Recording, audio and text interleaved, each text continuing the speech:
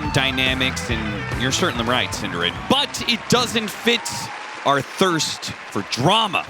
That's true. And blame. In every argument, someone has to be right and someone has to be left. Of course. There is never room for compromise. And everything in the world is just binary, Cap. There's a right and a wrong and no in between. And that is why this series, at the start of the season, will determine everything. Everything. Who will determine who was the reason they won TI last year. It'll determine who will do well this year. Yep. It's all come down to this, Cinderin.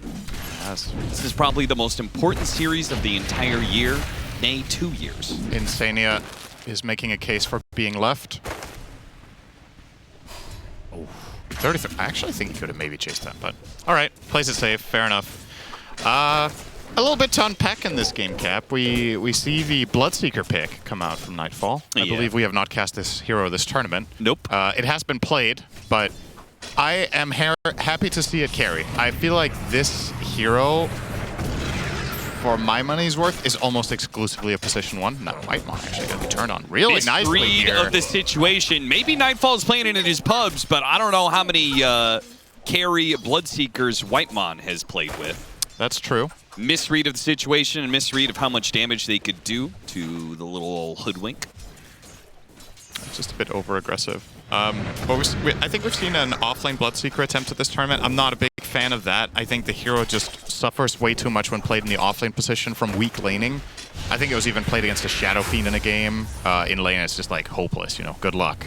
But as a carry in the right matchup, you're playing against the Pango, which is obviously great.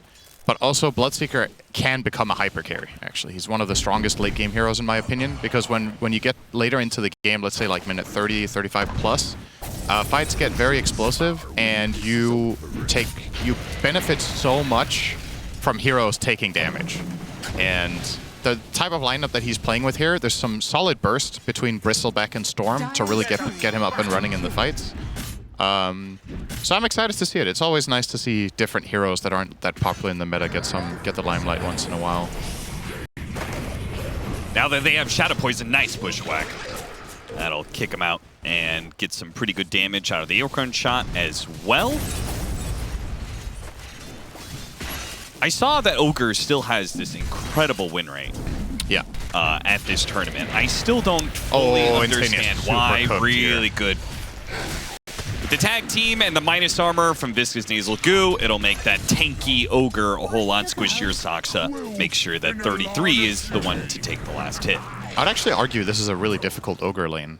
What makes this hero a good laner is when you're in a position where you can play aggressive and you can, you know, oppress the enemy team in that lane. Not really possible here.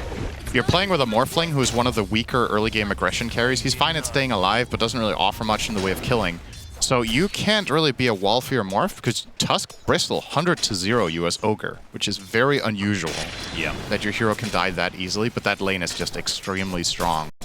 And they talked about it on the panel. Insania had said in an interview that they like playing it together with Gyro because he helps Ogre reach level 2 and you're stronger early on. Morphling does not help you reach level 2, and even when you do, you're still not that strong here. Yeah. So despite Ogre in reality right now being level 3, I think your lane is just weaker. Going on to Whitemon. Not gonna happen. That'll be the Blood Right. This lane, speaking of weak lanes though, Bloodseeker Shadow Demon. Yeah, it's not exactly up there for me. No. So despite it being a good Bloodseeker game on core-to-core matchup basis against, in particular, the Pango, Saberlight should be having a very good laning stage. There's nothing really preventing him from finding good CS, and seeing that on the scoreboard as well right now, actually even topping the charts. But of course Bloodseeker will get his too. But you're definitely not being a threat. Got to grab and landed the shield crash just before the disruption. That is critical because it is just enough damage for Whitemon to die. Second kill. So not only are they getting top CS, but they've also gotten 2 kills out of this lane. This offlane going very, very well. But as you said, it kind of needs to, right? Because you are going to have a rough Pango game otherwise. Yeah, I'm curious to see how Saberlight itemizes. We've seen different theories from offlane Pangos against carry Bloodseekers. Over time, we've seen like Linken's as a potential solution. I think that's kind of hard to run nowadays. Now that you can proc the Linkens during Rolling Thunder with non-BKB piercing spells. Yep. We've seen auras where you just accept that you have to tank up. Foxy's in trouble. Foxy is dying. He does have stick charges, maybe. but they are still going to be able to run him down. Nightfall is the one to take the kill.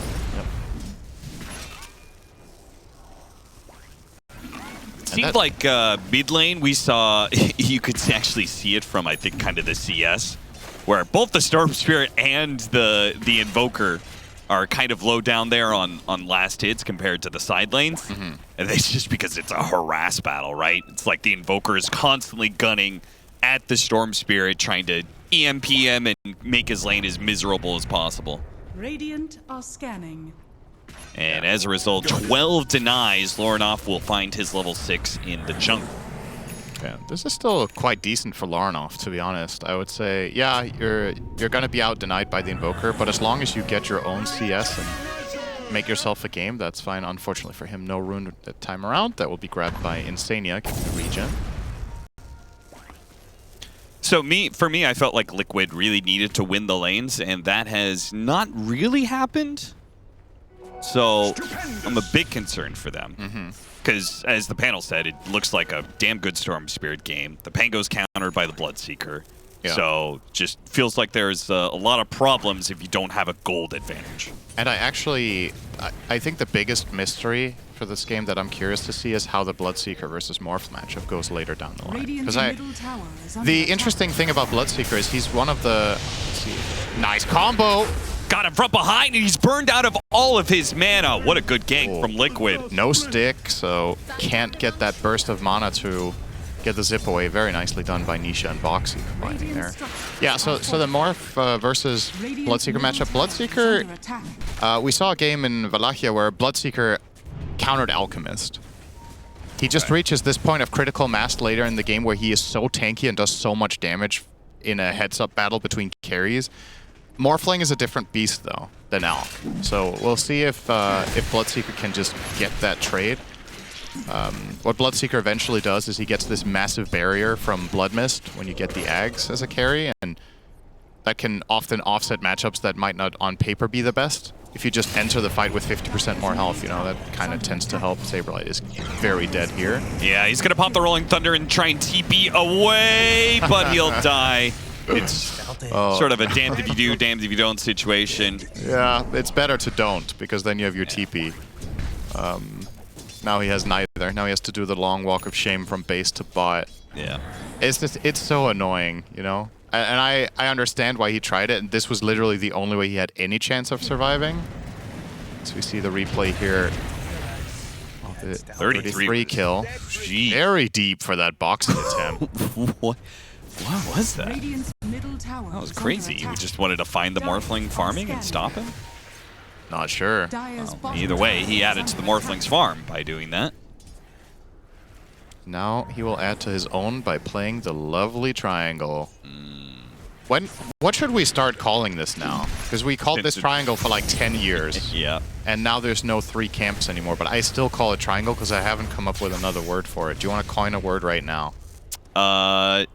No, because I don't want to buck tradition. I think it's kind of nice. Everybody knows it as the triangle. Yeah. It's one of those if you know situations. I guess you could argue there's 2 camps in the secret shop, and that's the triangle. There's like 3. Sure. There's 3 objectives there. Still. Yeah. I'm down with it. Let's the do outpost. that. We're coping with that. Or the outpost, yeah. So it's actually a... Uh-oh. Good disruption. The quadrilateral. Hit the fire blast, but... It doesn't sound as good with their farming the rhomboid, does it? Yeah. Hit the quad. I don't think that's that's catchy. That sounds They're like hitting the quad right now. That's what Brian does every second day in the hotel. Man's hitting those quads nonstop. Can't shoot for the pyramid anymore. You gotta hit the quads. Just shoot the pyramid. that's an in-show. So, to be clear, any listeners, there's a pinball machine that we used to have that one of the lines was shoot the pyramid. TP away from Saberlight after the rupture. And there he goes. Cap, I prefer when I make an inside joke that two people understand that we keep it between us for broadcast, okay? EMP, snowball, pick up, but they're early. still inside the EMP, but it looks like mana isn't the problem. It's an HP problem for Liquid, a tornado that tries and does finish off the Shadow Demon while he TPs away. That was smooth from Nisha. Decent trade overall. SD for Hoodwink, relatively even. Now this, all in all, this game is just pretty even right now. Like, nobody's building a very meaningful advantage, so it really is a matter of like what you talked about, who does better down the stretch with scaling. And as much as we've talked about the good matchups, I think the concern here in all for Tundra, when you look at the gold, is Storm is quite poor.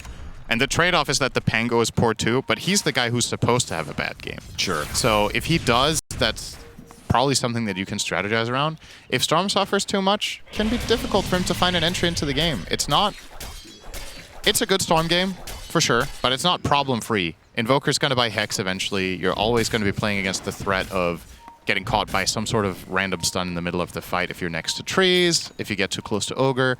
You need to be on your toes, and a lot of the time how Storm counters heroes like Hoodwink and Ogre is very much down to having enough mana pool so that you can keep zipping so they never hit their spells.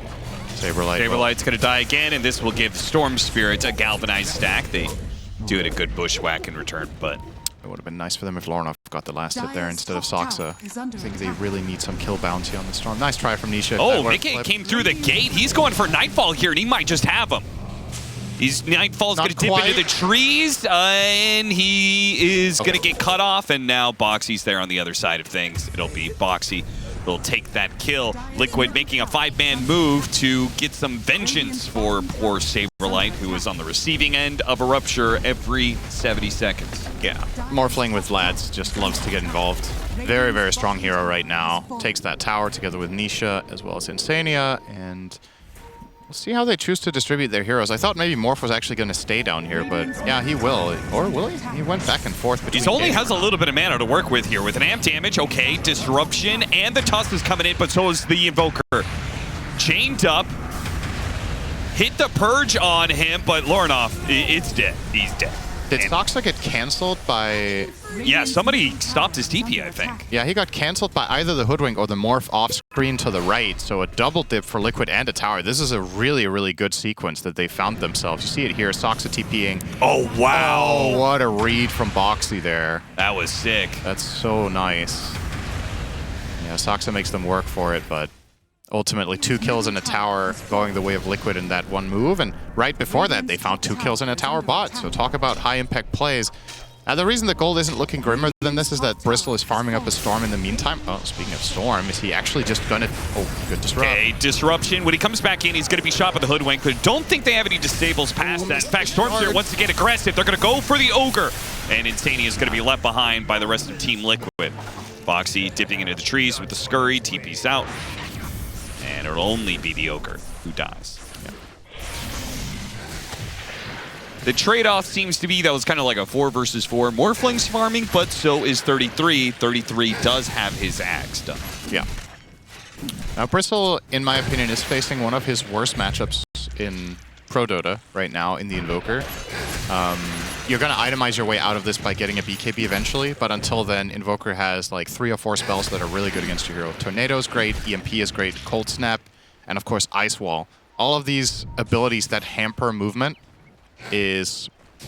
Bristle's bread and butter is being able to run around. So the more things you have that just slow him down and annoy him, even if you don't kill him, like Invoker isn't good at killing Bristle.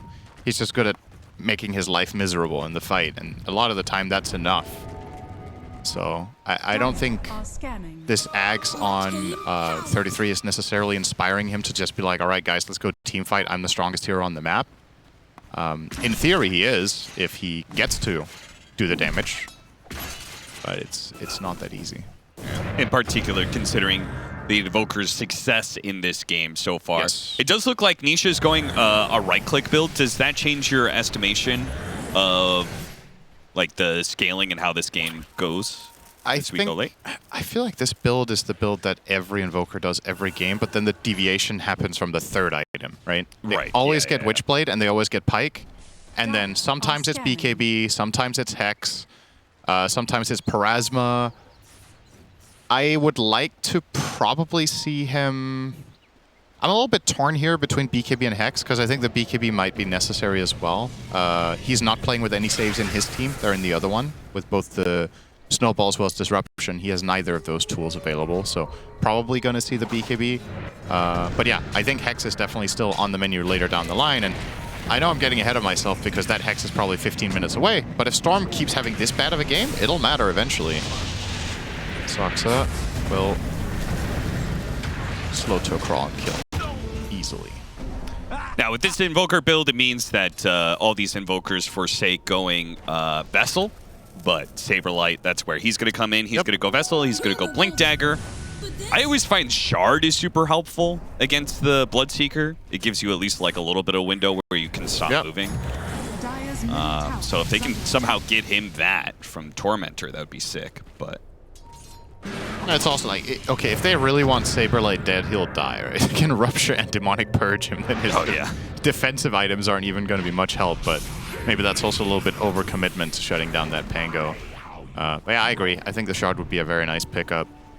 I don't know if there's a world where he gets it for free. Probably not, because neither Ogre nor Hoodwink will want to buy theirs. Yeah, the only situation would be if they take the enemy Tormentor, which... We'll see. I mean, Liquid's not ahead by a big amount of net worth, but it does feel like they control more map space right now. They are trying to be the aggressors. Right now, it's not working for them, though. Tundra is dodging a lot of this, including Lorinoff, who's backing away from... Boxy showed there. Yeah, Boxy showed himself. Lorinoff, quick to get out. It looked kind of strange. It almost looked like Boxy thought he was smoked with that movement pattern. He just cut right next to a melee creep or range creep there. I don't know if there even was a path where he didn't get spotted, because it's either that or he goes into tower vision, so I guess he didn't really have much of a choice. Yeah, mission failed there for the Tundra side. Radiant's middle tower is under attack.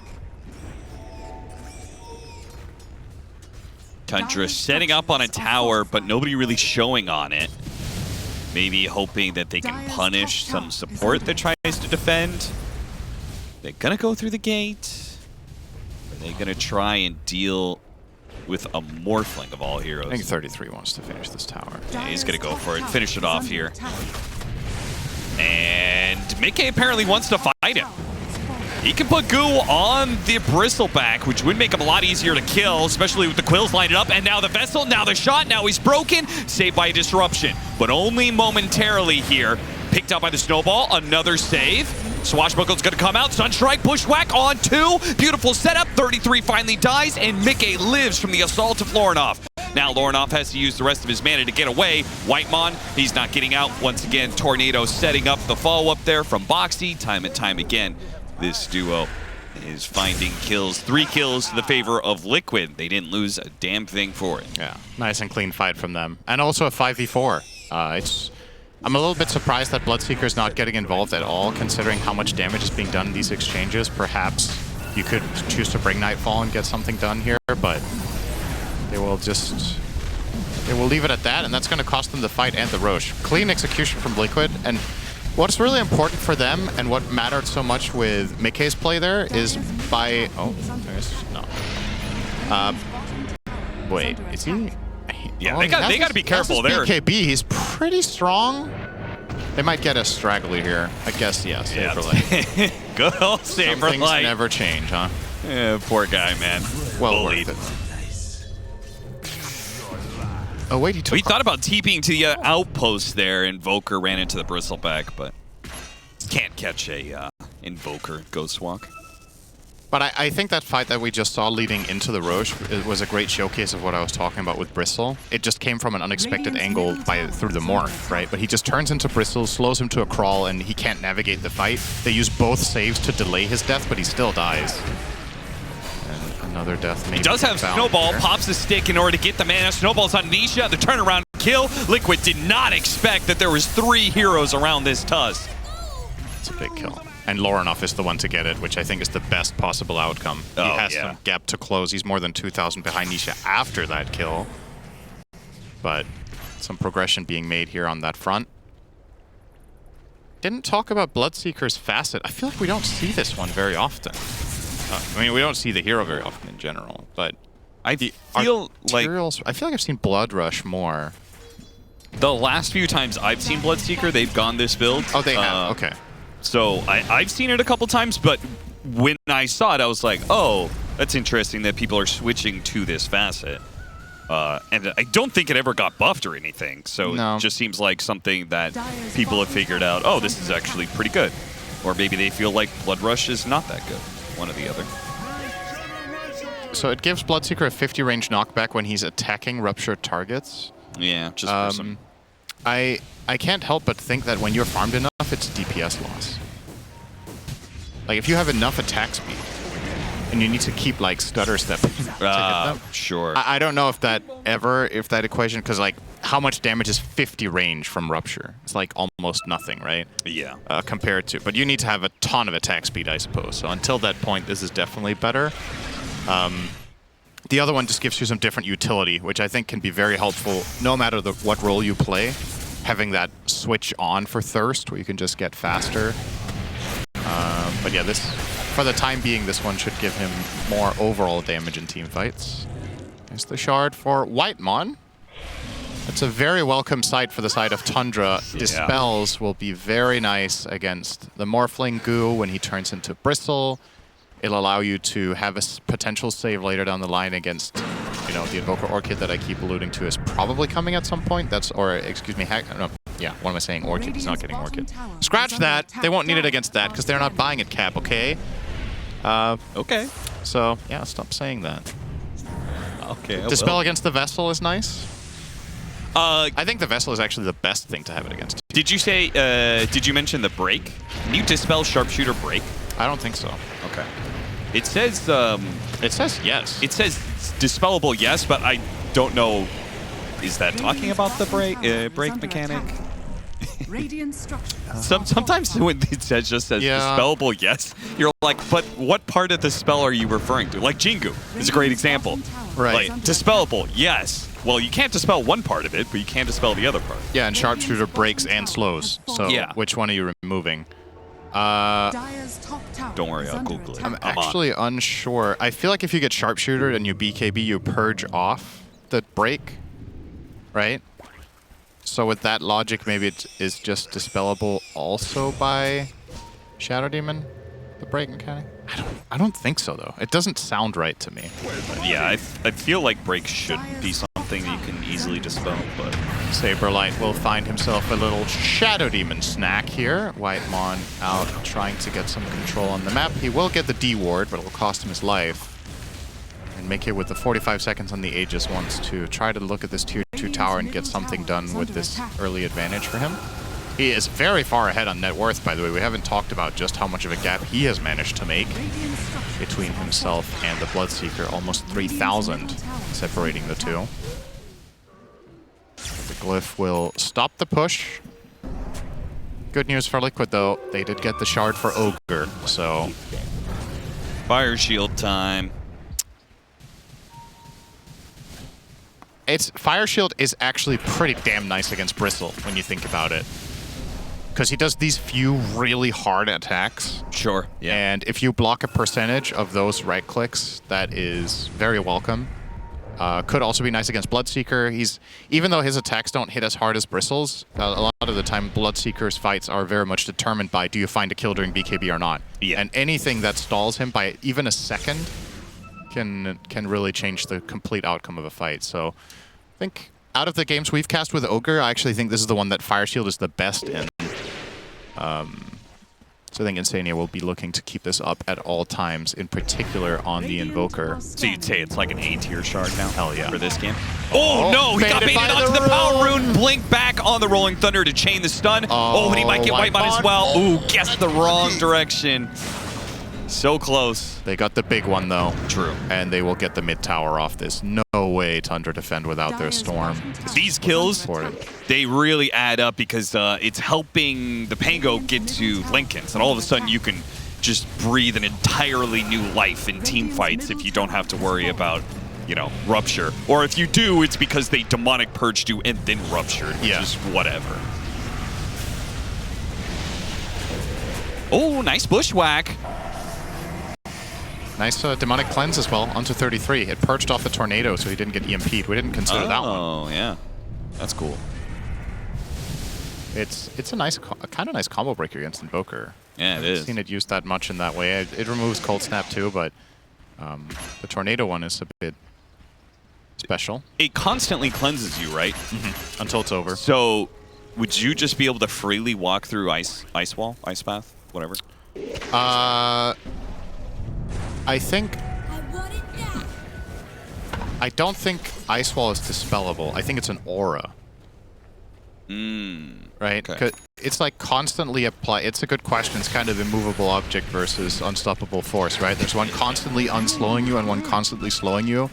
Which one is stronger? I would think that you can't just freely walk through that. It would be the same with Ice Vortex from AA, right? I don't think cleansing just lets you run normal speed through ground slows that are constantly pulsing. It seems off at least, but you know. I'm gonna scroll through the 1 million spells that Invoker has. Yeah, good luck with that one. And all the million mechanics that the spells have. I wonder how many pages Invoker's pages with all interactions of all spells, like what counters it, what it pierces, explaining all the spells. The wiki of that hero has to be many pages long. Get a bit of a pause here.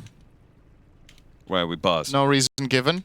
The last communication between the two teams was bing bong twice. Bing bong pause. Oh, Insania's out.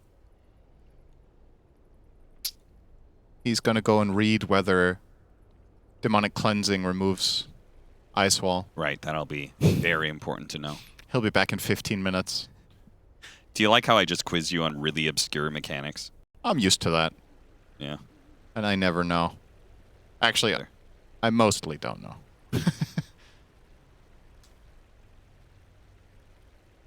But low FPS. So in fairness though, if you're, I think this is something that the audience might generally overestimate about pros, is their knowledge about in-depth mechanics. Yeah.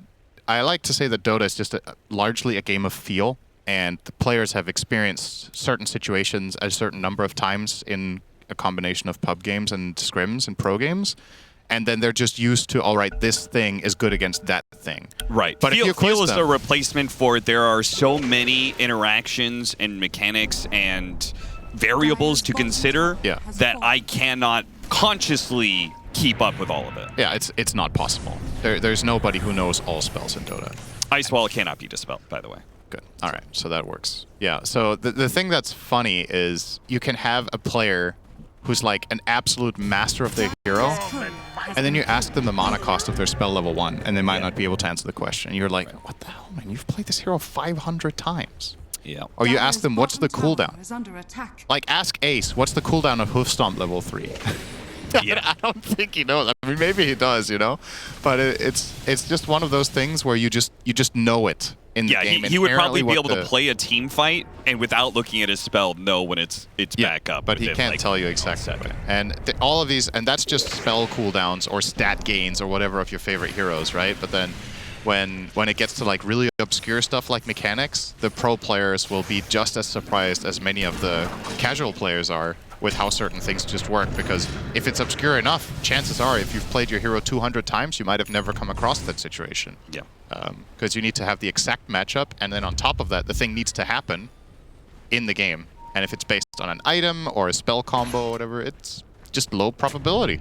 So that's why Dota 2 is the most prolific backseating game. Yeah. Because you can always be like, that's actually super true. People who watch streams and are like, how does this guy not know this? Come on. Yeah. And then you realize for yourself, all right, the only reason I actually know this is that it happened to me in one game 3 years ago. Yeah. So I just tried it. Yeah. I also think sometimes stuff that is like, let's say, overpowered or even bugged, the players might not even realize it's bugged. They just realize, wow, my hero is really strong. Yeah. So, for example, this current thing that was going on with the overload hitting twice on Storm, I genuinely believe the players didn't know. Okay. I do feel like there are certain players who definitely know. There could be. I just don't think all of them knew. I think Yes, they just 100%. played Storm and they saw other people buy Shard on Storm. They're like, wow, this does a lot of damage. Yeah. And we were looking through it as talent. I was talking to Fogg about this. He was like, this Shard is amazing. It reminds him of the old Chilling Touch from AA when you could cast it on allies for attack damage. Oh, if yeah, you remember that. It's yeah, like a I very do. old spell. He was like, this is crazy good. But he never brought up, I think it's bugged. He was just like, this is really strong. So if we're watching 10 Storm games of different pro teams playing it and we don't realize, there's no telling that the pros themselves will know. Yeah. They're just like, wow, when I get my Shard, I pop off. I put it on my team and we just kill stuff. And then, oh, it's actually doing more damage than it's supposed to. And then they might never realize. Smoke time for Liquid. This is a big moment. 6K lead. They want to look to contest for the inevitable Roche spawn. Yeah, between the pause and the Are scanning. lack of kills for a period of time, I feel like we've gone like 10 minutes without a... Yeah, we've had some time to talk about niche interactions of which none have happened, Radiant's which is bottom tower great. is Get to under nerd attack. out about the game. Always good. All right, so Tundra are going to be spotted by a Forge Spirit. Yeah. So Liquid has an idea. This is just classic Oh, missed the setup. bushwhack though. That could have been a nice start. I think what you want for Liquid is you want to force out the defensives. Like, go on any hero. If you can bait a disruption, if you can bait a snowball save, then you can develop a fight. Oh, Roshan's going to be on the other side. Tundra's going to go through the gate. Liquid, they kind of need They're to too stop late. this. Nisha, can he stop any of these heroes? They're going to spot 33. Oh, They have they a see him on the tornado. arrow? Oh, yeah, Oh, they cancel! spot him. Oh, he thought it was real, so he thought he was going to get stunned up. He's going to be caught. Oh, fooled by an illusion. They're going to come back through the gate. They're actually going to try and bail out. Oh, wow. They're going to try and take this. It's not good. 33's already dead. Lornoff is used BKB. Now Sox is going back through the gate. What a disaster. Oh, my God. Actually just insane what just happened there. If he hadn't canceled his TP, everything would have been fine. Yeah. I don't think anyone was in range, but just that illusion. Liquid would have been screwed. There's no way to contest Roshan, really, except for going through the gate. Oof. It's not exactly what we talked about, but like, think about how random that little thing was. It's Yeah. one morph illu. And every instinct of 33 there is like, all right, I'm getting killed. Yeah, I mean, And- you can't blame him. Like, he thought that was Mickey, and of course, Mickey's going to stun him. And the rest of his So- team think it's also Mickey. So they start coming back through the gate Yeah. to try to help him. And ultimately, this was the absolute worst case scenario. It would have been better if Bristle just died and that was it. But now you also used a Storm BKB charge and you also lost your Tusk. And you got nothing to show for it. That was just an absolute Liquid win. Now with the second Aegis and the banner. Let's see if this bottom lane is up for grabs. It looks like Liquid are opposing, like they want to potentially consider sieging at least. Sox against the Shard.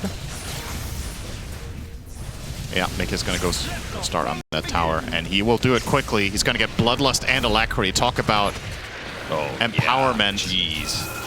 Oh boy. They're going to need to Demonic Purge him in fights, probably, just to make sure he doesn't absolutely obliterate everyone. There's also Fire... there's actually so much value in Demonic Purge here. Fire Shield, Bloodlust, Alacrity. You want to get rid of all of that stuff on Morphling simultaneously. And Tundra really doesn't want to fight. Obviously, they don't want to take a fight into the Aegis, but also this is pretty crucial. Level 20 on Bloodseeker, Yeah. right? Like that is one of the talents that kind of puts your build together, right? You have an Aghanim Scepter, then you get a whole bunch of free spell lifesteal. Yeah. I think it's interesting though that everybody used to go the Rupture initial damage. I've only just now noticed this. I don't know if it's common, but he went for the Bloodright damage. My main reference for this hero as a carry was that game I mentioned in Wallachia, and I think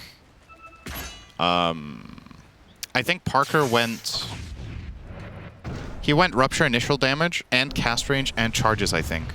Despite going Ags, I don't think he went the spell lifesteal, but I could be wrong. Okay. I wonder if this is just because he has like Shadow Demon to set up Bloodright, that he feels like the Bloodright damage is more valuable than the initial damage. It's a good question. Radiant are Yeah, I don't know, scanning. because you don't... you also have the Tusk, which I guess is a kind of nice catch, right? You get them in the shards, that's going to land your Bloodright. Tornado Much caught the quicker. Shadow Demon. A huge pick off. There goes your cleanse. There goes your disruption. Oh, they're going to be hard-pressed to be able to stop Mickey now. They can't Mickey purge him charges now. in. They start stunning him up, but of course he's already more strength. He snowballs after them. Okay, double shards. He's created a little Thunderdome for himself.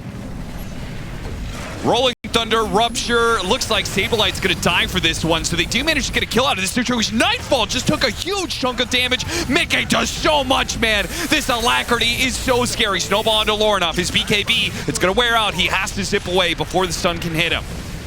I mean, this Shadow Demon kill just set up everything. He has Bloodlust, Alacrity, and Amplified Damage route, and they can't remove any of it. Bushwhack tried to land. Lornoff jumps away just in time. Snowball goes out, and they do manage to take away the Aegis of the Morphling. See if anybody dies for it.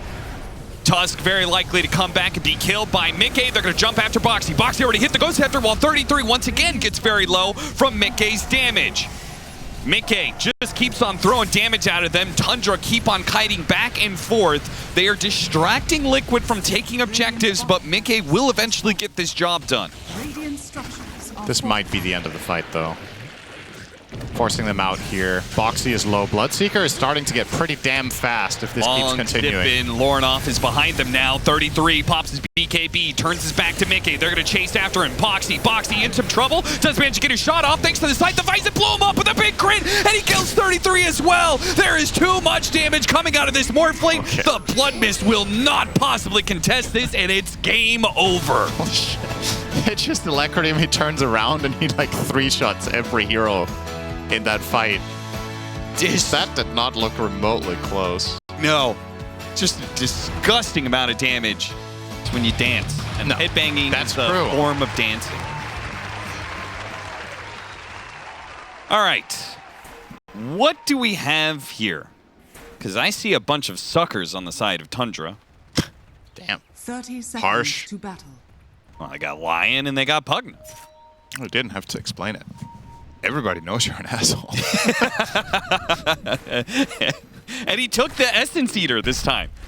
Yay! No Hell yeah. Fists of Fury or whatever the hell the other one's called. I don't know. I have this read on Saksa that he probably thinks the other one is just stupid. So he's like, even if this one is bad, at least it isn't stupid. True. And this is likely to do something, and the other one is less The likely to do battle anything. begins. I don't know. If you asked me for Pro Dota, I was very surprised to see people do Fist of Death at all. I think this one is almost always better because you look at the context of what is likely to happen in a game, and you're going to use Mana Drain at some point. If it's going to do 50 damage to a hero, maybe that's why they die. Sure. The other one is like, when are you going to run in and melee as Lion after you kill someone with Finger? Yep. And if you don't, are you going to go jungle? Like, come on, man. Yeah. I don't know. Yeah. Anyway. Yeah, a little bit of interesting stuff here. The mid-Nisha Shaker, looking forward to that. Always fun to see mid-Shaker, regardless of the player. And the matchup here against Pango should be good. They pick it into the Brood, of course.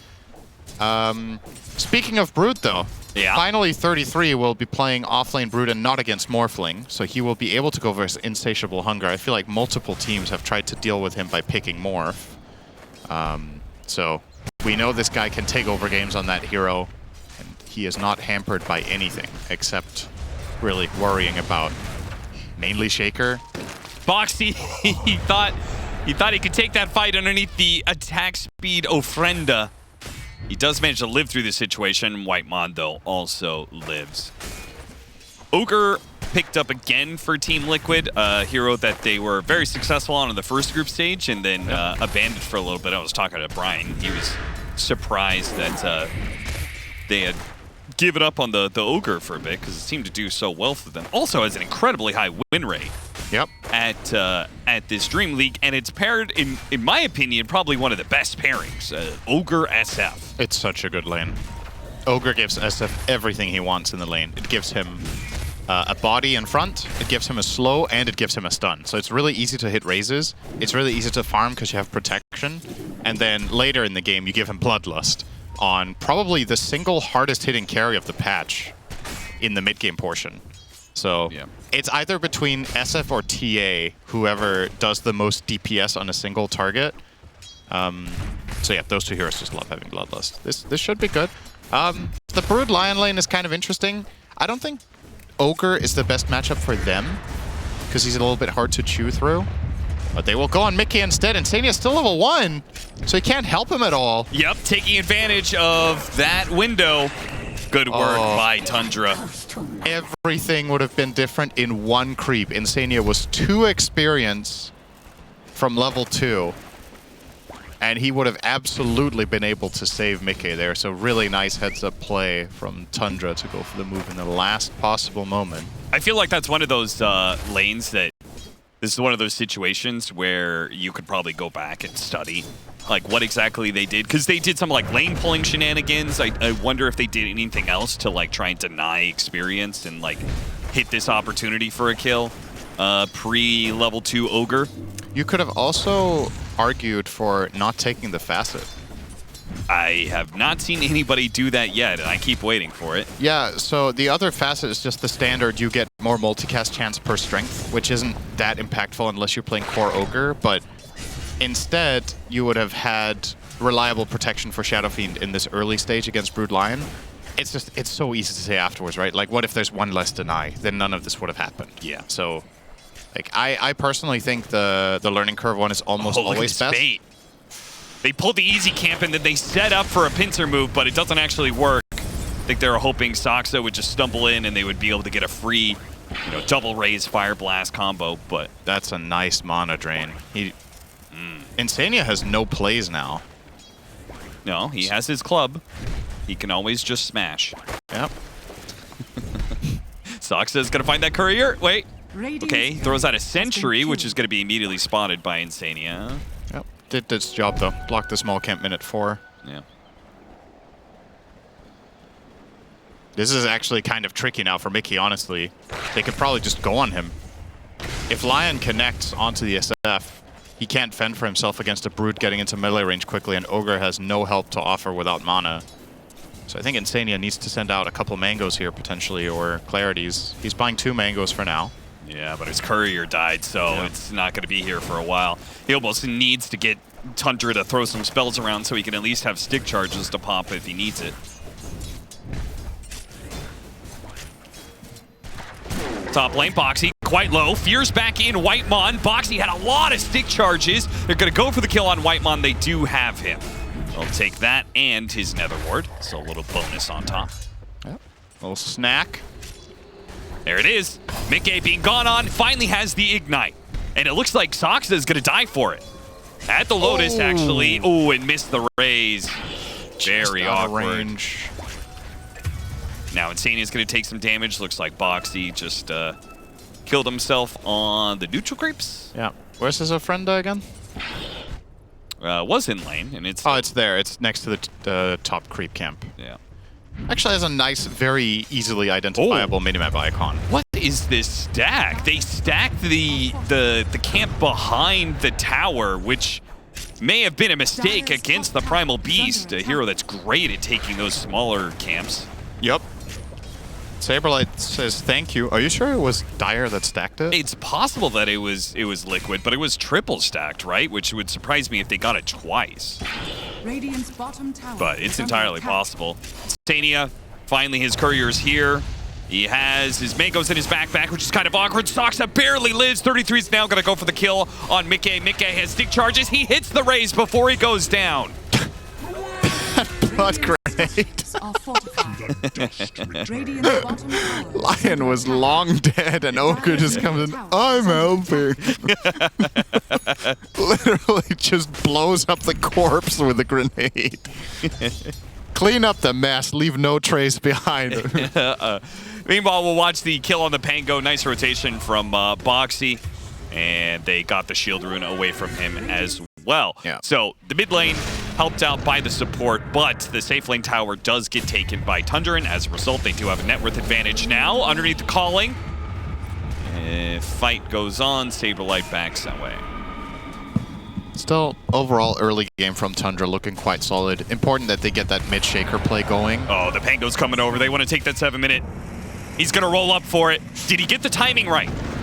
Oh, it is like near perfect. Perfect from Lorenoff. Wow, well beautiful. Done. Takes the enemy Wisdom Rune, and there was nothing they could do about it. That sort of move is so obnoxious. What do you even do about that? Yeah, it's hard to do anything if he times it perfectly and you don't have a piercing stun, then or like Tusk or something to like block him off. Yeah, in theory, Nisha could have done it, right? They actually do have one of the few heroes in this game that could have done it with a fissure, but you need to see the play coming. It's so unlikely. Echo unavailable. He has level 4 enchant, though. He hits really damn hard. And he got him. It's not enough to get the kill, but does send Lauren off packing a bit. Send a message. Yeah. Don't mess with us.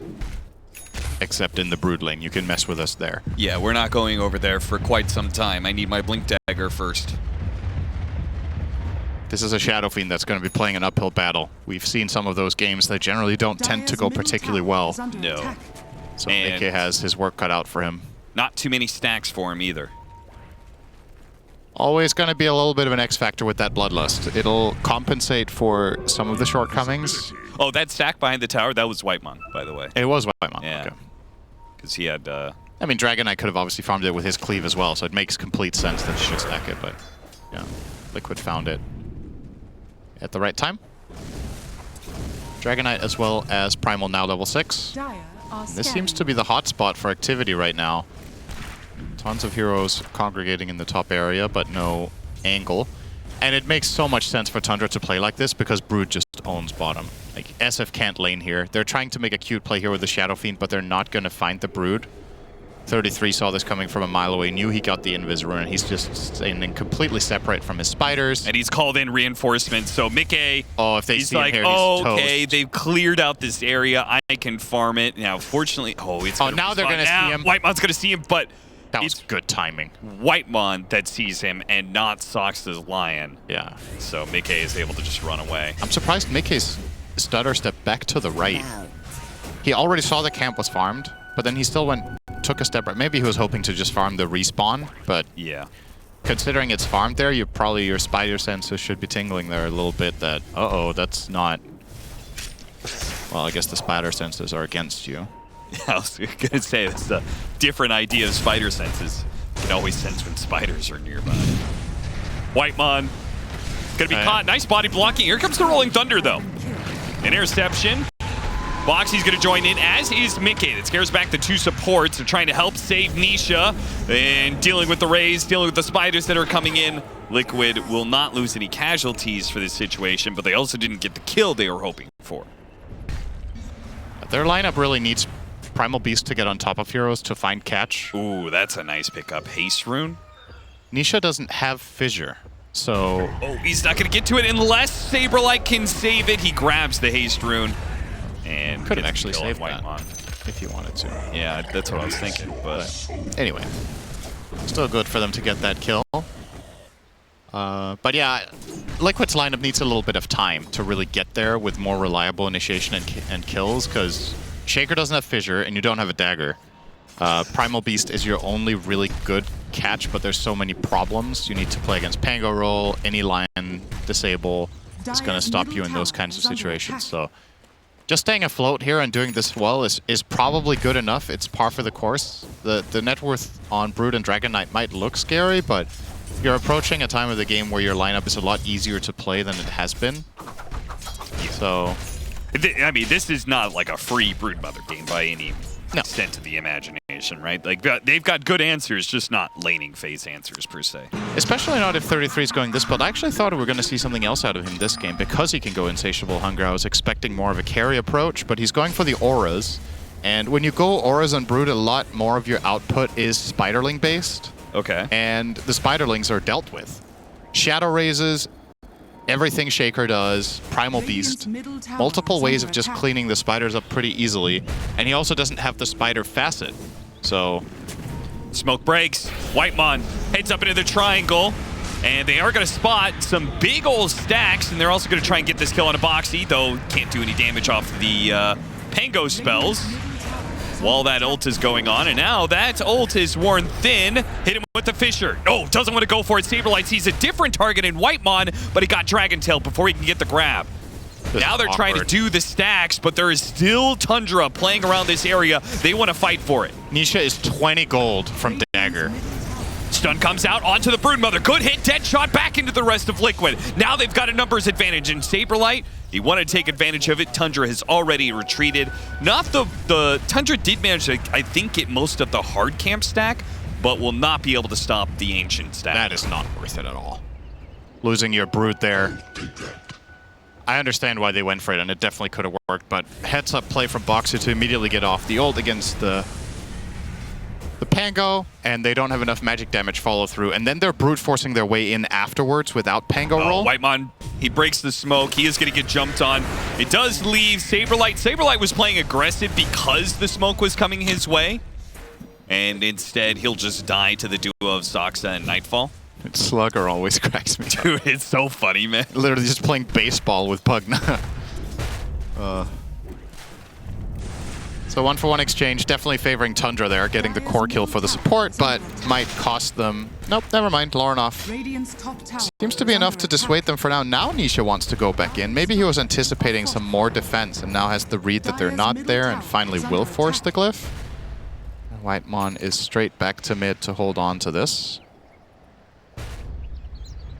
Still a very even game for now. And the hero we've talked about the least in the game in its entirety, probably the Dragon Knight, is topping the charts by a good margin here. Nightfall. Yeah. Going for the true carry build with the Armlet Mask of Madness. We've seen great success for other players as well to do that, not just him in this tournament. And Dragon Knight inherently should be one of the better carry-to-carry matchups against Shadowfiend because you have high armor. Oh, that did. Oh, was he just killing spiders or what? I think he thought that he was going to be in some sort of trouble there. I don't know exactly. Did he really think the spiders were worth the Requiem? I don't know. That looked a little bit weird. Maybe they had a different read on the situation. Like you said, maybe he thought more players were coming his way, so he was just doing it defensively. They have a lot of attention on this bottom lane. They don't kill the Broodmother, and they lose a Wisdom Rune on the other side of the map. They haven't got a Wisdom Rune yet. They haven't. You're right. Blink Echo instantly hit. They finally catch 33. Dude, I'm sorry. I just can't. The surfing spider. Dire are scanning. I almost feel like this is one of those things where Valve had the visuals before. They're like, wouldn't it be funny if you could just throw somebody's body around? Yeah. And then they made a mechanic around that. Well, this would be a huge one. If they're going to come to his help. Grab, he is very tanky. These Enchant Totem hits, they do a decent amount. Fissure does stop the Pugna heal from coming out. Here comes Lauren, but the Rolling Thunder is going to be a bit too late. Whitemon does manage to save himself with the Decrepify. They finish him off. Double kill there. Meanwhile, it looks like Nisha's going to die to the Rolling Thunder. Saberlight, he is also in trouble here. And yeah, he's going to get blown up. Double kill for Soxa. 2-for-2 trade-off so far. 33 is half HP, and here come the raises. Missed the second raise. Boxy with the Rod of Atos got demolished by that swashbuckle, and now Mickey's going to die as well. That was a terrible fight for Team Liquid. Yeah, that secondary play call of taking the 3v3 definitely did not favor them. Up until that point, it was kind of okay. Killing the DK was massive, and they also got the Pugna in the opener. But when Laurenov arrived with that Arcane Rune and took that fight, definitely... The second half of that was partially by Liquid's choice and just got overwhelmed. The strength of the Pango a bit too much to deal with just then. It's going to cost them a tower as well by the looks of it, so a nice little grab here for Tundra. 33 does get his Greaves finally. He's been very active in this game. I feel like this is one of the more active Broodmothers. I mean, he went into the enemy triangle before taking the enemy mid tower. He's up in this top lane, has completely relocated himself. Stunned up, Fire Blast. Boxy still being chased by spiders though, and the two heroes that are really good at dealing with spiders aren't here yet. Now, okay, Saberlight had to use BKB, I guess, because he was going to get stunned. Or he thought he was. Yeah, I don't think he had to do anything. I think Nisha just soloed the Lion. Yeah. He just Fissure and then enchanted him to death. But yeah, Saberlight was anticipating a little bit bigger of a fight than just that little skirmish onto the Lion, but Tundra wisely just completely resetting and calling it a day.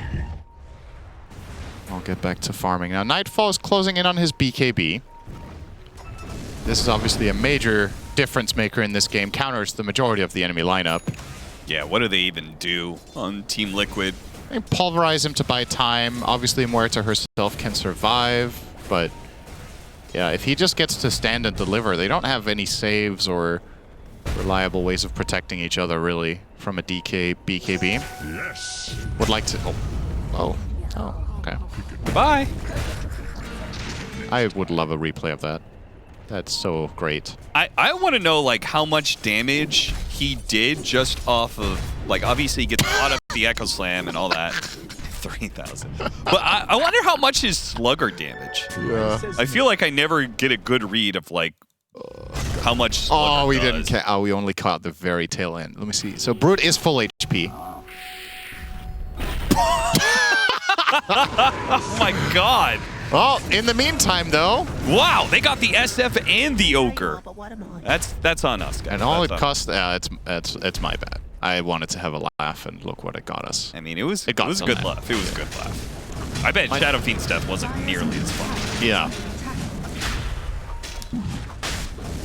I also just I just hate Brood. It's true. So watching Broods die is one of my favorite things in Dota. Yeah, same. I also hate the Brood cosmetics. Oh. Yeah. Dude, look how much damage Lord Lord took almost from Echo died. Slam. Yeah, it's actually, he was so far away too. Yeah, that was... That's crazy. All right. Tundra with the bigger win overall, though. They get the SF kill and they get the Aegis. So now a bit of a power play available. BKB and Aegis, I feel like Nightfall can do whatever he wants in this game. I think Liquid have to dodge fights for a little bit. He does not seem to want to buy Dagger. I was thinking this could be a game where you buy Blink on the Dragon Knight despite going the carry build after these they know build where items. 33 is. They're going to slip past the Dragon Knight and go for 33. 33 now knows there's heroes around here. He's trying to stay out of sight. Nice he baits out his movement. fighters. He's going away from them. They don't see him. Wow. By the time they even do, Oh, they it's going to be too late. The rest of Tundra, they're mounting a response now. That was 33's baiting it out. completely perfect movement from 33 on the Brood. He went the one angle they didn't have vision. Oh, he is mega baiting this one. Tundra wants this fight, and they got a two-man stun to be able to start it off. Now, a dead shot onto the Dragon Knight. Looks like he doesn't want to use his BKB right away. And they see the Dragon Knight, they immediately call it quits. They're like, guys, we got to get out of here. Is everybody going to make it out? They do. Clean disengage. Rising. Are scanning. This is what I mean. I think there could be some merit here to getting an intermediary Blink Dagger on Dragon Knight so that you can play your strengths right now as a team. Otherwise, he does so much damage, but the only catch the Dire has is Lion. And Saksa, while he does have a Blink, he is also exposing himself a lot against this lineup by initiating for... Oh, got him I love again. it! Get fucked, Brood! Yeah! Get out of here! Rolling Thunder on through this entire team. Saberlight tries to chase after the ball like a dog. Doesn't actually pick it up.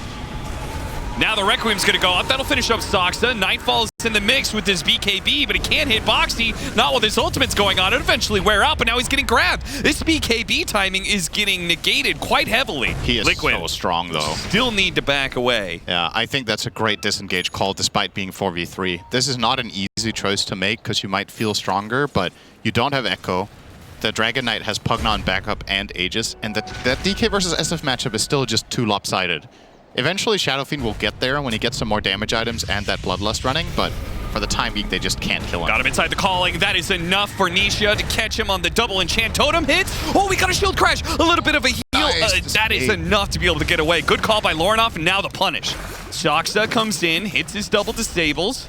Saberlight 4 seconds until he can leap away. Don't think there's anything stopping him here. Just quick disclaimer, I was like a dog chasing a ball, not, you know, like the insulting dog.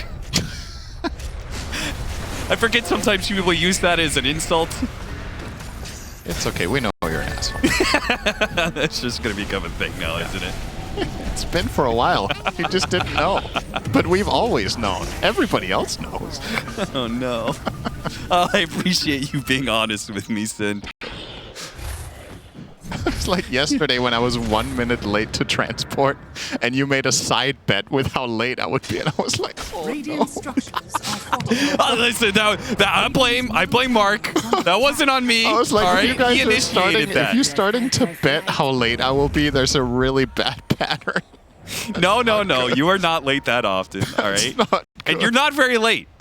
You were No. you were 1 minute late. Not that big of a deal at all. It made me feel a bit bad. I was like, if you start betting that I'm late, it's not great. It was just purely. It made me very conscious of my tardiness. No, I didn't mean to do that to you. So no, Oh, Wisdom Rune for Liquid! hey, they got one. Woo! Hey, clap, clap, And clap. they're gonna lose an Ogre. But Yeah, but the Wisdom Runes were. they are not gonna lose. Oh my God! Nightfall could not stun because he TP'd on the left, or excuse me, on the right side, and doesn't have the dagger. He can't believe What did he live on? That was like 20 HP Yeah, or something. he was very, very low. Boxing spots 33. Atos, Saberlight. Greaves. They're gonna try and grab him. No, Saberlight can't go in. Okay, never mind. Nisha's there. Another one. Just stomping that spider. Radiant are scanning. Are spiders bugs? No. Oh, what are they then? What's the category called? Arachnids? That's right. That's what it's just called. I think. Do you have arachnophobia? No. Have you seen arachnophobia? The movie? Yeah. No. Okay. But I know what it is. Well, I have to both. Oh.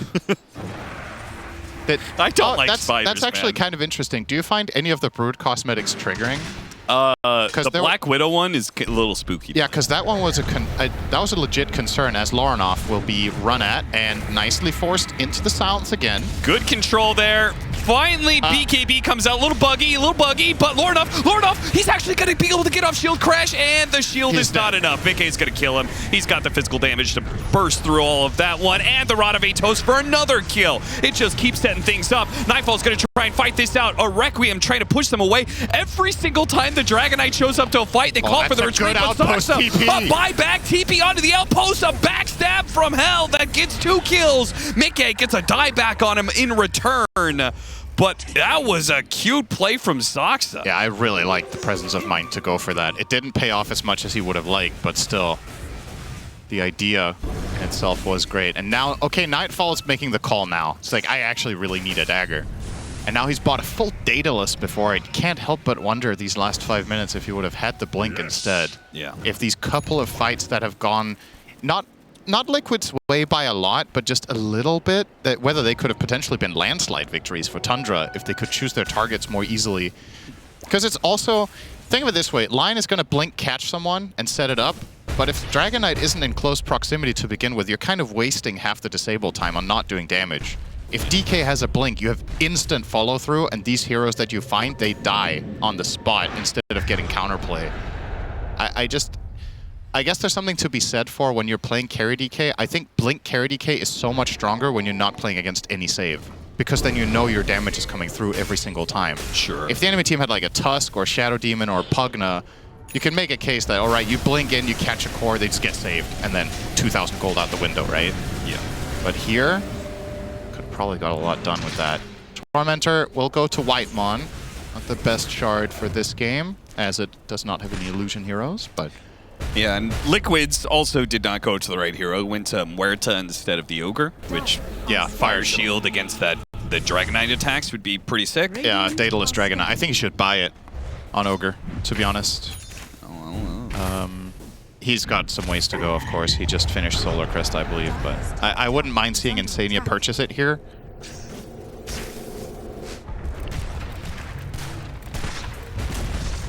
Dire's top tower has fallen. Top tower, minute 26. Oh, Saksa with a really early base ward. Yeah. What are they planning on doing with that? Are they do you think they're actually going to try and hit high ground? I mean, it could pay off in a big way. 33 can start pushing with his Greaves Pipe, and now they have Blink Dagger on Dragon Knight, so if anyone comes to defend against the Spiderlings, you could just Blink Burst. With Lion and Dragon Knight, Dragon Knight has Daedalus, Lion Finger, level 2. Sure. Very few heroes are going to be able to survive that if they try to come and take care of those little Spiderlings. Opportunity for pick-off on... It's happening right now. They're making that exact move. Let's see. We're going to take care of middle first. Now the problem will start showing up bottom. The dragon form, waiting for somebody to show bottom now. Mickey's going to cut through. He's getting real close to them. They go for him. And a double stun right on top of that one. Mickey gets off BKB. The Requiem's going to go out, but Nightfall can still do damage. He activates his own BKB and kills the SF. The fight is not over yet, but Liquid do need a reset here, and it's not looking good without a Shadow Fiend. Yeah, they killed Lauren off, but they expended the Echo Slam now, so the Dragon Knight feels very, very strong standing here in the front, knowing that he doesn't need to worry about the carry-to-carry matchup, and he has Pugna protection with Glimmer. They probably can't really kill him here, realistically speaking. So as long as he has vision from a creep wave and maybe a couple spiders, would love to see Nightfall go high ground again. Yeah. Just go to work. Do just that. Saberlight's trying to draw some attention. They're going to throw some stuns his way. Boxy working real hard to get a calling position. He puts himself right on the front lines, and he dies. Yep, that did not work. Yeah, I don't know exactly what that idea was, but it didn't work. I'll deny the tower. That'll be the end of it. If nothing else, Boxy bought some time with that death, but perhaps you could have had the same result with 0 casualties. Still, though, that DK immediately, or dagger, excuse me, immediately just paid off in a big way. Yeah. And you're gonna see Tundra look for more plays of that kind going forward here, and it's only gonna get worse when he gets this AC. That's gonna be a massive DPS increase. He goes in together with Lion. It was kind of close to Mickey surviving the initial go. But next time it might not be so close. Mickey is not buying an item that's going to give him much EHP here. He's upgrading his Dragon Lance into a Hurricane Pike, but if he's going to die in a stun lock, that Pike isn't worth anything. Roche time. This is a very close game. Much, much closer than game number 1, it feels like. Anyone's game, really. If you find the right moment of opportunity. Now, the good news for Tundra in this situation with this Roche being contested, first of all, they scan, so they know Liquid are setting it up. They're also trying to force them back a little bit. This would have been really good if Brood had some spiders bottom and that it wasn't just Whitemon, but the barracks are under siege, nobody's defending.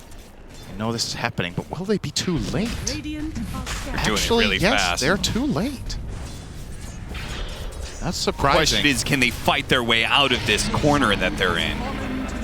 Because they have the Aegis, yes. Box is going to pop out. He spotted the Pugna. He really wants that kill. And Saberlight is going to try to oblige. They have the detection to be able to see him. Meanwhile, Nisha jumps in and blows up Soxa. So it looks like both support's under threat. One of them dead. Boxy got off his ultimate. Nisha's low. He tries to enchant Totem away. Turns around Fisher. He is so damn low. Nightfall's getting a heal from the Pugna. Pugna dies to one shot from Mickey. Mickey now gets off the Requiem. Now that the BKBs are gone, a dead shot back in from Boxy. It's Nightfall. There's no escape for him now. They turn on Insania on the back, but here comes the reinforcements from Liquid. Now that they're done dealing with the Dragon Knight, they'll try and help get a kill in return for Insania's life.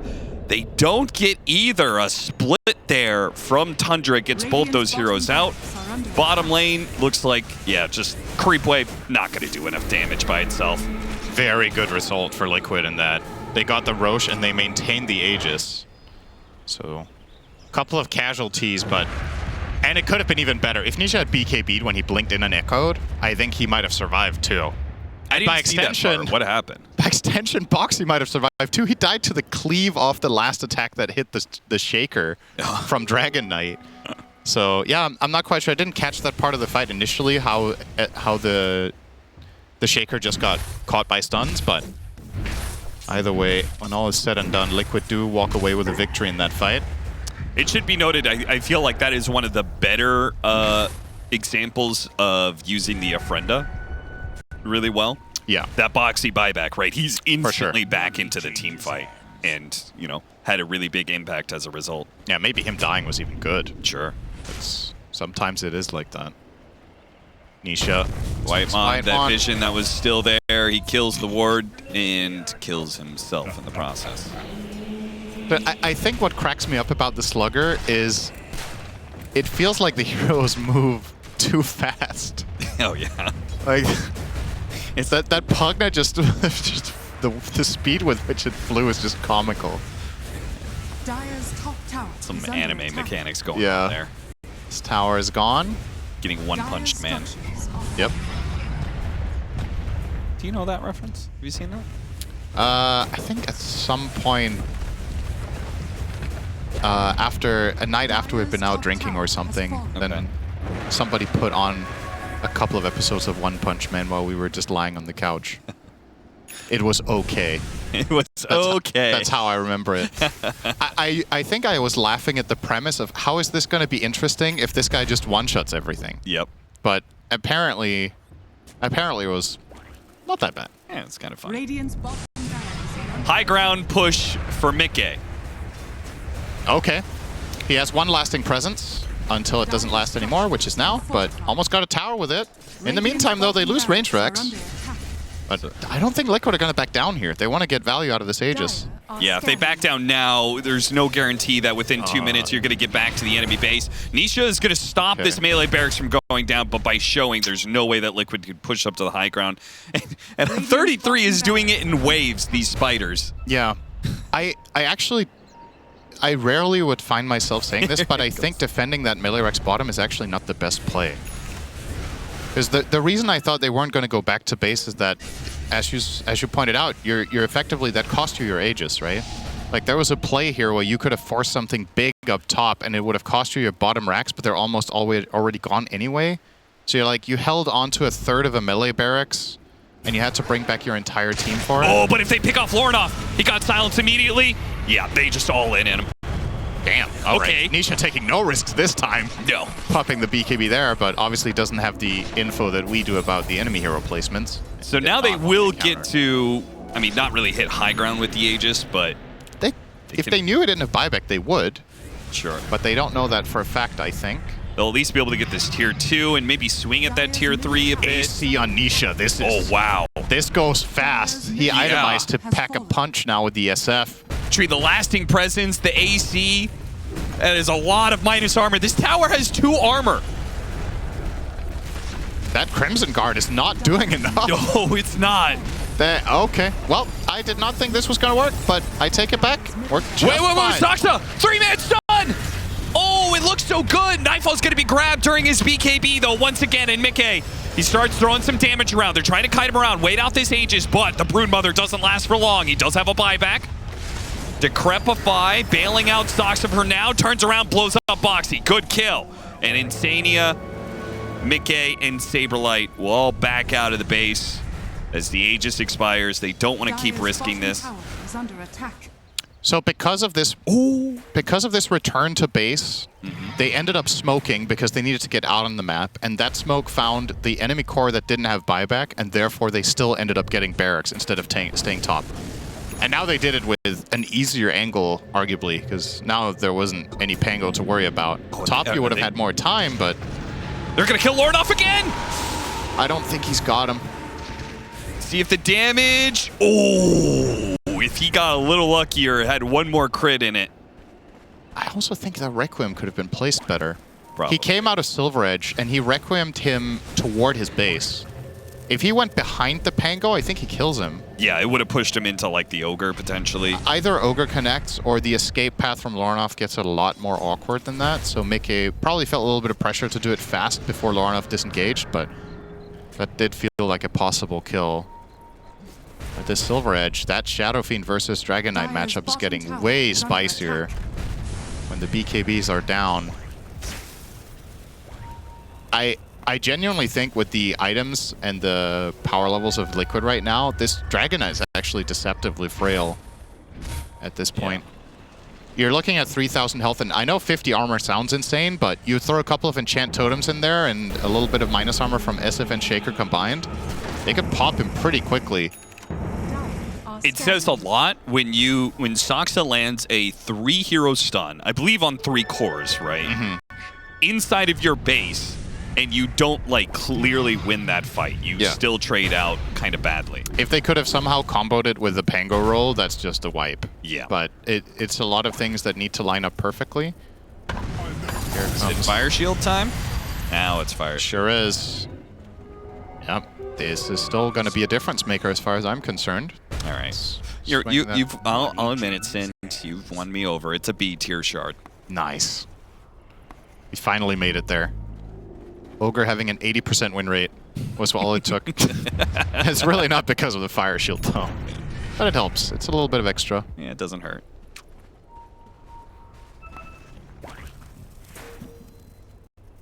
And the funny thing is, a big part of the reason Ogre has such a high win rate this tournament is because of Liquid running it in Group Stage 1 and winning basically all of their games with Ogre. Yeah. And then, like you said, they stopped picking it, and they started losing almost all the games in Group Stage 2. They're like, maybe we should play Ogre again. And now they're winning again. Well, what do you know?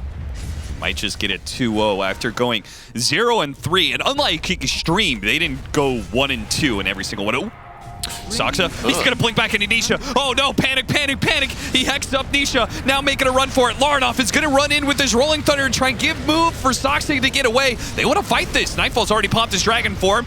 Nisha hops away, hops in. BKB can hit Saksa for now. Decrepify and heals, and Nisha's just going to die. It's still fine for Liquid, though, if they can hit these backline. How are these supports alive for so long? Between the immunity and the Decrepify, now they start leading. Oh, geez, that's so much damage. Ghost Scepter? Not a chance. A Raze will finish him off. Ultra kill for Mickey as he just casually one-shots Whitemon towards the end there. If Liquid can win that fight relatively comfortably with what just happened, they are in a very good spot. That was not Nisha's prettiest fight ever. He ended up BKBing, jumping in, kind of hesitating, trying to get out, and then just died without getting Echo Slam off, despite disengaging from the first Dragon Knight initiation. But it doesn't matter. Mickey hits too fast and too hard, and 4 lasting presence. Oh, yeah. It just builds up, and now you're like buyback, and you're fighting into an SF who's even stronger than the last team fight you took into him with these lasting presences, but they are going to respect it. They are going to back up. But as you said, if you can't win these fights when these supports are popping off on the side of Tundra, like I feel like they're outplaying Liquid, and it's nowhere near enough. The team fight is still not close. I think the issue there was the supports played it really well, but you got very little out of the Pango role. So again, this mid Pango that you're giving a lot of farm priority to isn't really paying dividends that much. He rolled in and it did save the Lion. If he doesn't do that, Saksa's just dead. So you could say like the subsequent good plays from the supports are a result of Loronoff's ult, but it didn't put any offensive pressure. So all Tundra really did there was play defense until they just ran out of saves. Yep, just wasn't enough. And I arguably, again, I think it could have gone worse for them. I think the Shaker could have had a better fight, and maybe you're looking at nothing. So all in all, at least a somewhat decent result. But having to buy back both supports now leaves a very obvious way for Liquid to win this game. Kill the supports, and the game is over. Shadow Fiend is just... Shadow Fiend carry is just too damn strong, it seems. Shadow Fiend carry has already been strong in this meta for a while. Giving him Bloodlust just pushes him over the edge. Yeah. Like, it's a really major difference. How much attack speed is it again? A lot. 80. I was going to guess 85. 80 attack speed, 13% move speed for 30 seconds. And then in the carry-to-carry matchup, you also give him the Fire Shield, so he's also tankier against the DK, so even if Tundra do get a jump, it's not enough. And Ogre... I mean, Insania's just doing everything he can to make Mickey's life good, right? Yeah. Bloodlust, Fire Shield, Vlad's, Solar Crest. He's giving him how much attack speed from both together? It's like 140 attack speed and 28% move speed when he puts both of these on Mickey. Sick. He's hasted and has a free Moon Shard from this Ogre. That if he used Feast of Souls, which nobody ever does, but... Yeah, I guess he ran out of points to put into all the attributes, didn't he? Yeah. It's crazy how strong this could be a big steal. This is actually really, really big. This is not going to roar because Liquid killed the last one. They have a scan on it. They're running to it, but... They're too late. A bit of a slip up here. This is an opening for Tundra to maybe get something done. Yeah, they're going to get an Aegis and an Aghanim Scepter out of it. They grab the Axe, they leave the Saksa. banner. Here comes the Fisher, hits the backline, hits 3. Enchant Totem, Loronoff gets the roll up. Now he's trying to roll in Thunder in, but can they stop the damage that's coming into this Dragon Knight? Dragon Knight gets grabbed. Requiem goes off from Mickey. His BKB is wearing thin, though, and the Rolling Thunder is still going strong. They do manage to take away the Aegis from the Dragon Knight, but when he comes back in, oh, this SF's just going to town, man. They just cannot stop this Shadow Fiend. It's too damn much. It's like watching someone play with cheats. This Sliver is so unfair. He's just standing and delivering. What a beautiful Wi-Fi signal, by the way. The DPS graph there of Liquid's heroes. Beautifully aligned. Ah, yes. As all things should be, of course, Boxy the position 4 with the second most damage on that Muerta. But yeah, I mean, game over. You're just, you know there's no support buybacks. Dragon Knight doesn't have it either, and they just don't have enough. And this Brute build, it kind of just fell flat really fast. He bought these auras. They were aiming for a mid-game timing. Liquid weathered the storm, got all of their big items, and their damage output and their tankiness combined is just way too much for Tundra's lineup to deal with. So a well-played game, and Liquid